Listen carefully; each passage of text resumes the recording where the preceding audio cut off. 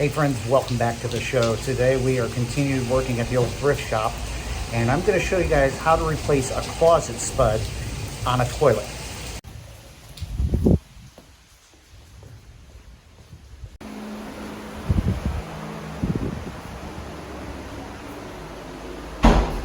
This is a closet spud. Okay, we've removed the Sloan valve, and we need to get this thing out of here because it's leaking and put in a new one. Smooth jaw wrench, and take and back that out. Now if this whole thing spins, you can actually grab onto that tail piece nice and easy and just hold it with a pair of channel locks until you can break this loose. But in this case we got lucky and back that thing out.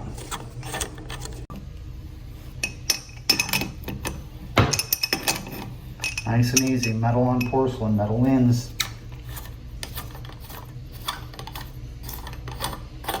All right, and you have yourself a little rubber washer, metal washer, excuse me, as well.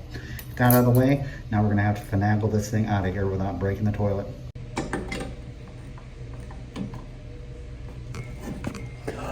There she came. See that? Ooh. See how that rubber seal is all blown out on there? Yeah, that was causing it to leak around the base over there. Go ahead and we're going to clean that up and we're going to install our new closet spud. All right, nice and pretty, nice cleaned up and everything. There's the new spud right there. See that? Now putting them in is the easier part. I'm going to show you what makes that all happen. Getting them out like we just did, I made that look easy. Sometimes you might end up struggling with them because that rubber gets swelled up real bad and you end up having to finagle with that thing to get it out. There's a couple parts in here. I'm going to take that top retention nut off of there. It's made of brass. And then we have the metal washer. Let's go ahead and set this part down on top of the toilet. Now, as long as you have this area cleaned, you don't need to put anything on here, no pipe dope, none of that stuff. Just kind of get it set in there where it needs to be. See that? It just sits right down on top of there. You get your little metal washer and your retention nut. Get that thing started. It's kind of snug, like that. When you get a wrench on this, you're going to understand something, that you can't turn that all because it's all, the whole thing's going to move. You're going to have to put something on there to hold this into place until you get this start snugging.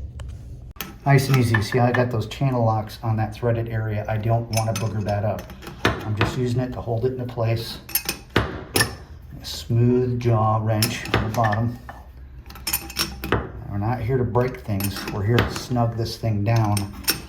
And as that nut gets tighter, it expands that rubber gasket, which seals it to the water closet.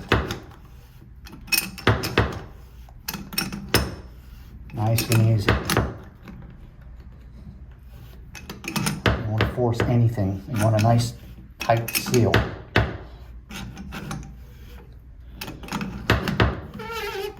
Hear that? It's telling me it's getting close.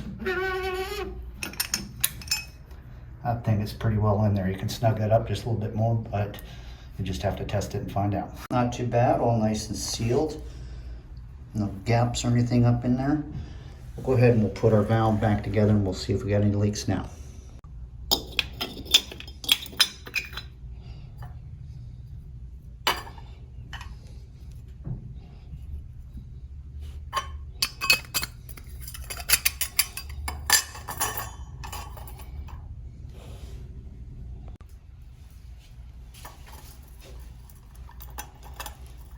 I got a nut and a washer that's there.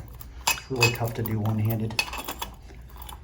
Slide it down in there where it goes, kind of like that. And we'll put it down inside the hole, like this. There.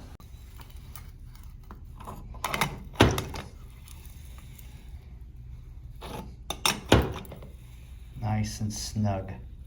Don't break anything.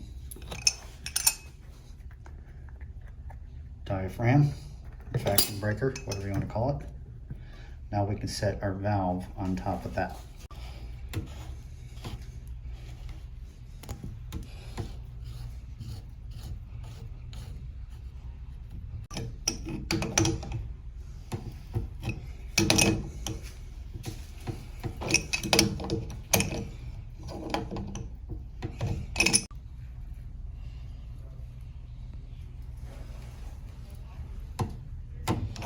There she is.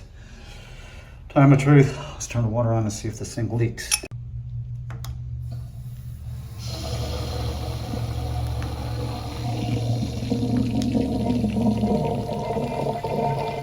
Don't see any water coming out yet.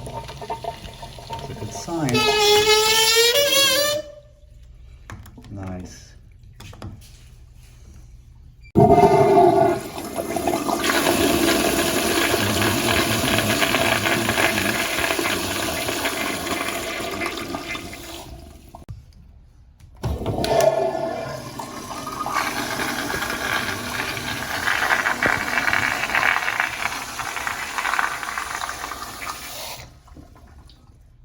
No leaks. That's a beautiful thing. That's going to do it for this one. Thanks so much for hanging out and watching the video. Got any questions, leave them down below. Feel free to subscribe and don't forget to keep plumbing.